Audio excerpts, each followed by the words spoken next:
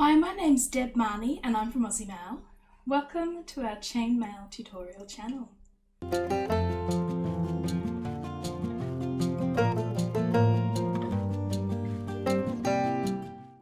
Hey guys, big hi, hello, welcome. I am so pleased to see you here. Thanks for popping along and spending part of your day with me. So today I'm just going to produce a project that belongs in our Mail It in Minutes group. So nice, quick, easy set of earrings today using the double vision weave. Alright guys, let's just get straight into it.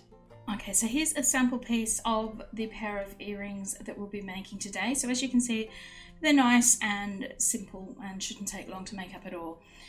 So just now popping up on the screen is a list of the materials that we need. So you can pause this and write that down, or you can find the same information down in the description section of this video. All right, so to start this off, I'm just going to make up the little double looped bead at the moment. So you're going to need to grab yourself a piece of wire, or if you've got an eye pin made already, that would be perfect. But grab yourself some sort of wire. It needs to be about 3 centimeters in length. And what I'm going to do here is I'm going to fold down, I'm going to take my ruler and I'm going to bend this at about 7 millimeters. Okay, I'm going to put a little bend in the end at 7 millimeters. Okay, so once I've got a little bend like that, so this piece of wire here is about 7 millimeters long. I'm going to take up my round nose pliers and I'm going to put a quick little loop in the end. Okay, so just like that. Got one quick little loop on one end. Then I'm going to grab my bead. Now I'm just going to use a bicone. You can use any sort of bead. If you've got a round bead that you prefer to use, that would be fine. It's totally up to you. This is a 6 millimeter. I wouldn't go any smaller. I wouldn't even go any bigger, to be honest. This seems to work quite well. All right, so once I've got my bead on there, I'm now going to very carefully, especially if you're using crystal bicones or even glass bicones, I'm going to bend this wire so it bends up against the bead.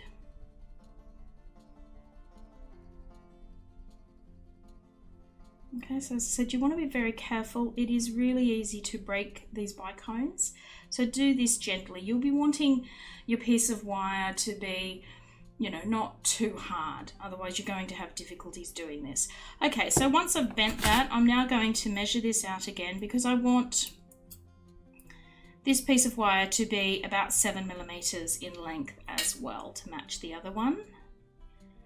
So I'm going to go in here and chop this off at 7 millimeters.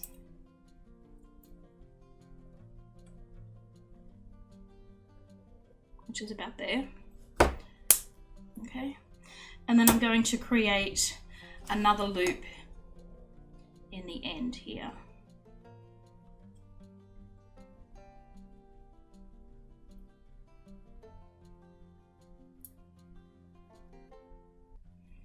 Okay, so I've got 2 loops now in my wire.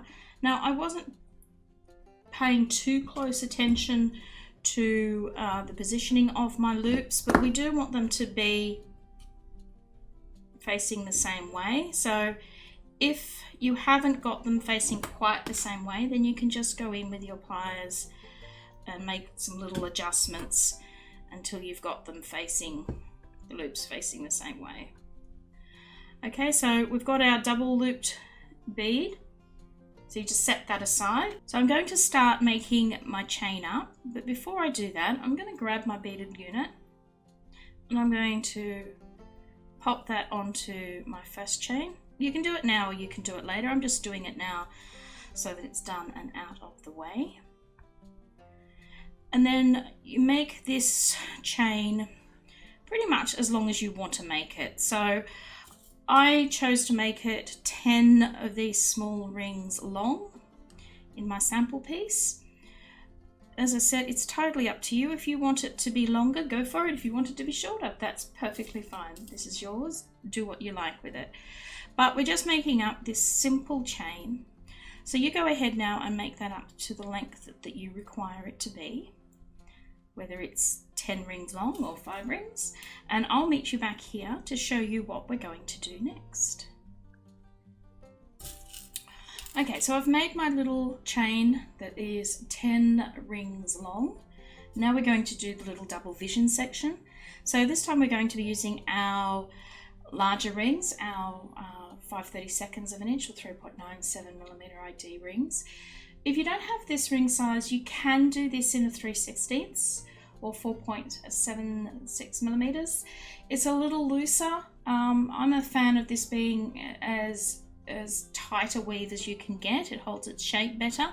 But if you're stuck and you want, and that's the ring size you've got, then it will work for you. All right, so take up your first anodized aluminium ring and feed it through the other end of your chain.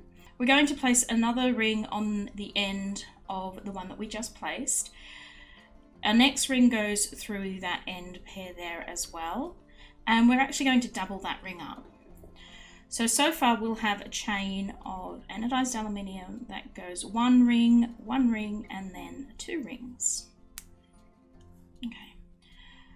So once you've got your rings looking like that, we want to take up another of our anodized rings and then holding our work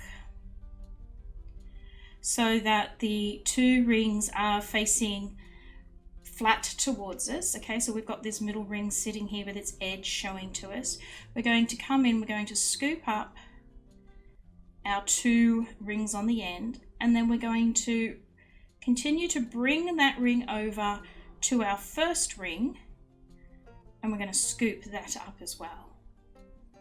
Okay, so I'll just show you that again. We're going to hold our rings like this, with the 2 rings, the doubled up rings facing flat towards us, feeding our next ring through them. Before we close it, we're going to bring that ring across and going through the front of our first anodized aluminium ring. Okay, and then we're going to close that up. So our work should look like this. And we now need to just place one more ring to lock all of that into place and finish up our double vision. So our next ring is going to go through this ring here and this one here. Okay, so just straight up through that, so it's mimicking the first ring in our weave, and we just close that up. And that's it. That's your single unit of double vision, also known as barrel weave.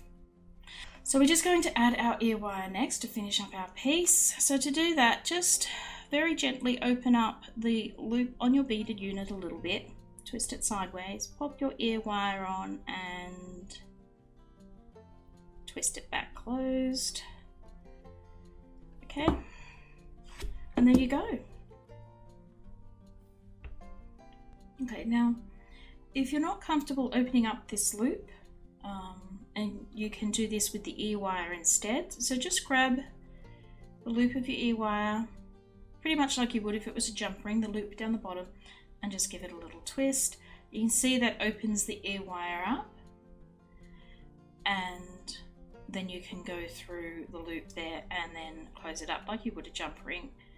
That might be a better way to do it. Ear wires tend to be made out of slightly more robust metal than perhaps your loop wire is made out of, but that gives you 2 alternatives there to do that.